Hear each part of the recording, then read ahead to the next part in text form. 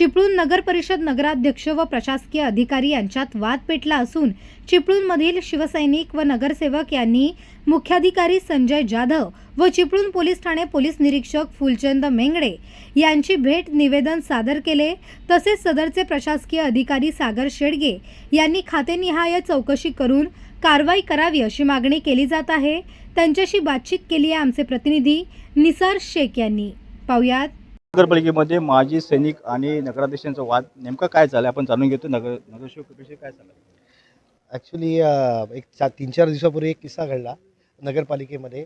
मालमत्ता विभागाचे जे अधिकारी आहेत सागर शेडगे यांच्याकडून नगराध्यक्षाच्या दालनामध्ये त्यांच्या चुकीच्या आणि मुजुरी भाषेमुळे आमच्या चिपळूणचे जे प्रथम नागरिक आहेत आणि चिपळूण नगरी नगराध्यक्ष उमेशजी सकपाळ त्यांचा अपमान झालेला आहे। एक चिपळूण शहराचा एक नागरिक म्हणून त्यांना कुठल्याही गोष्टी कुठे आपली चिपळूणची प्रॉपर्टी कुठे कुणाला देतो आपण किंवा त्याचं मूल्यांकन कसं होतं किंवा ती कुणाला देण्यात येते त्याचे नियम काय असतात हा विचारण्याचा अधिकार हा प्रत्येक नगराध्यक्षाला नगरीच्या नगराध्यक्षाला आहे।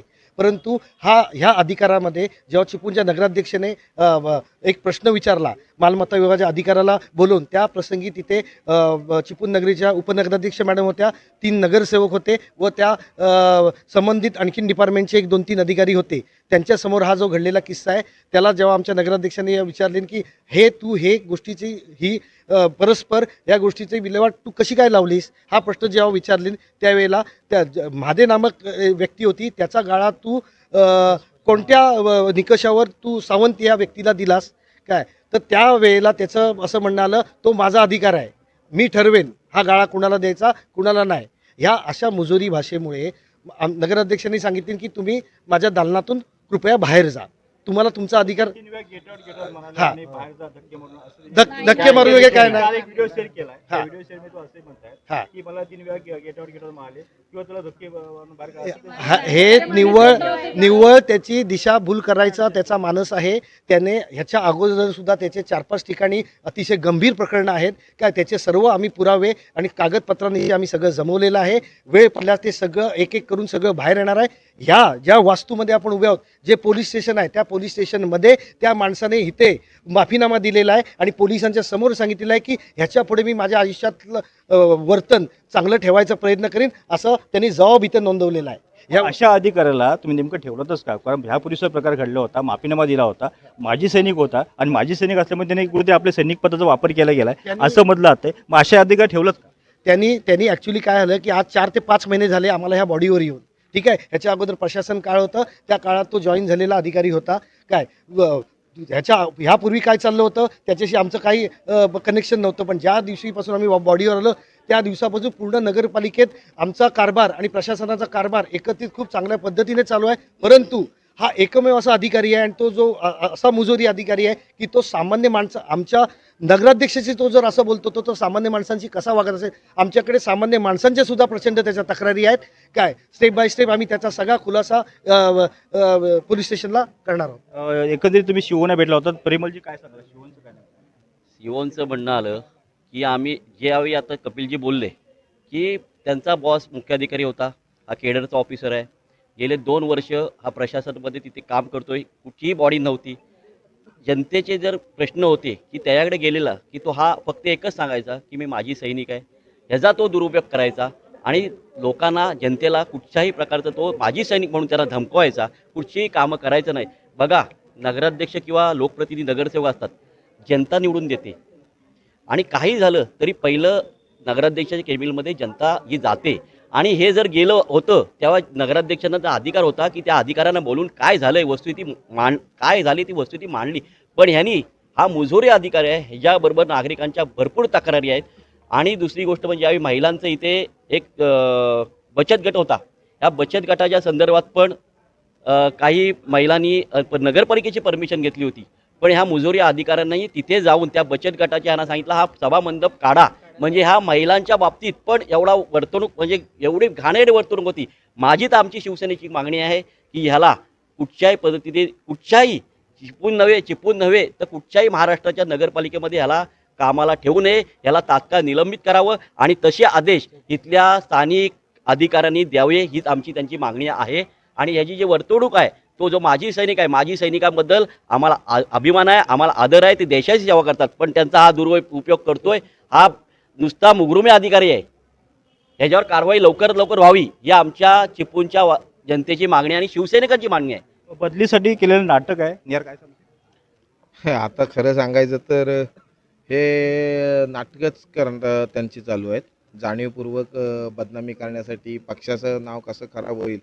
आणि कसं झालं आहे की चिपळूण नगर परिषदेच्या इतिहासात आम्ही पहिल्यांदा शिवसेनेचा नगराध्यक्ष झालेला आहे, पहिल्यांदा क्लिअर माइंडेड आम्हाला आहे. त्यामुळे ह्या राजकीय गोष्टी होत असणार ह्याची आम्हाला पूर्वीपासून कल्पना होतीच, परंतु आरोप प्रत्यारोप हे होत असतात. आणि आता तुम्ही मागच्या वेळी बघितलं असेल राजापूरमध्ये कसे देशभक्त अचानक जागे येतात, तसे त्यातल्याच हा प्रकार आहे. हे जाणीवपूर्वक माजी सैनिक असल्याचा गैरवापर हे करतायत.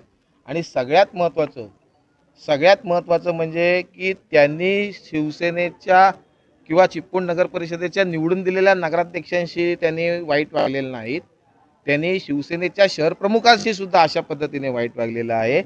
त्यांना त्यांच्या नोकरीची काळजी असेल, आम्हाला आमच्या नगरसेवक पदाची काळजी नाही, हे मी ऑन कॅमेरा सांगतोय.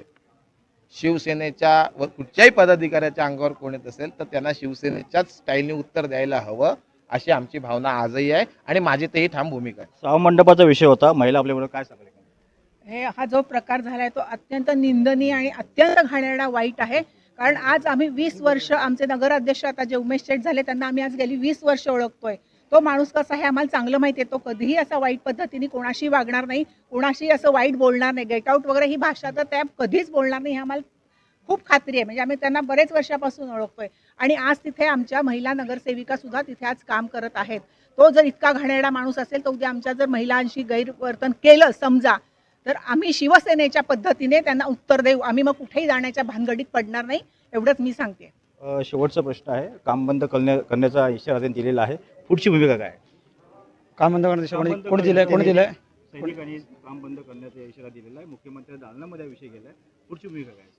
मुख्याधिकाऱ्यांनी ह्या गोष्टीमध्ये मुख्याधिकारी स्वतः स्पष्ट सांगितलेलं आहे. मुख्यमंत्री दालनामध्ये आला लक्षात, ते सांगतोय तो दाना जरी असला विषय तरी गांभीर्याने तुम्ही हा विषय महत्त्वाचा आहे की मुख्याधिकारी चिपळूण नगरचे मुख्याधिकारी आहेत, तरी स्पष्ट सांगितलं की आधी आमचा अधिकारी चुकलेला आहे, हे स्वतः मुख्याधिकारी कबुली केलं आहे. त्यावेळी त्यांना मुख्यमंत्री जाणं त्याचा त्यांनी केलं त्याच्या पद्धतीने.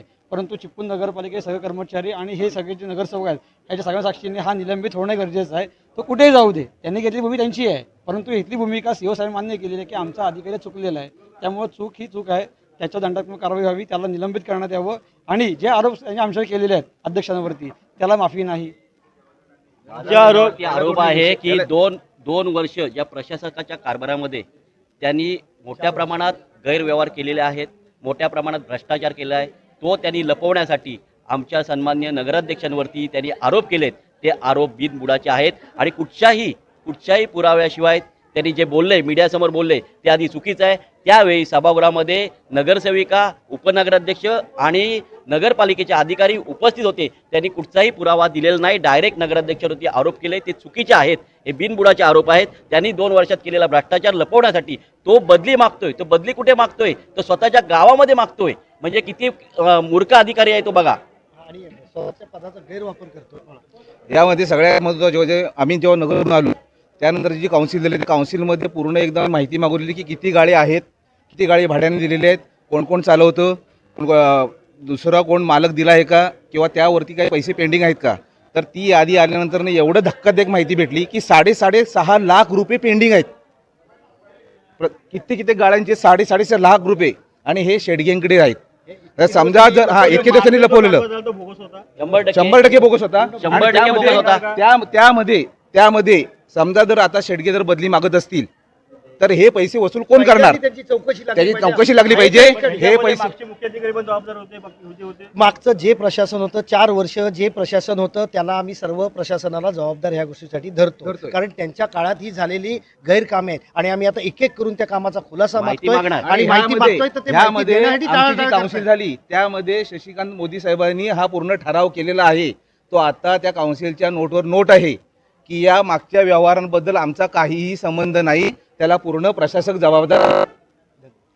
त्या दिवशी जेव्हा हा प्रकार तेव्हा मी सुद्धा तिथं उपस्थित होते आणि नगराध्यक्षांनी 4 वेळा त्यांना सांगितलं माझ्यानं बोलवा, तर त्यांनी बोलवलं नाही म्हणून ते थोडे चिडून बोलले. पण त्यांनी चुकीचं त्यांच्यावर हे केलं की इथून धक्के मारून बाहेर काढीन, हे असं काहीच झालेलं नाही. कारण का आम्ही नगरसेवक त्यांचे म्हणून तुम्हाला वाटत असेल की आम्ही त्यांची बाजू घेतोय, पण अधिकारी पण तिथं होते बाकीचे, त्यांना पण तुम्ही विचारू शकता. अधिकार नगराध्यक्षांना आहे. आहे या ठिकाणी चुकीचे काम करणारा जो कोण व्यक्ती असेल, कर्मचारी असेल, त्याला जाब विचारण्याचा अधिकार नगराध्यक्षांना आहे, असं मत या ठिकाणी पूर्णपणे नगरसेवकांनी व्यक्त केलेलं आहे. कॅमेरामॅन साई शिक्षक निसाशी नवराष्ट्र चिपळूण.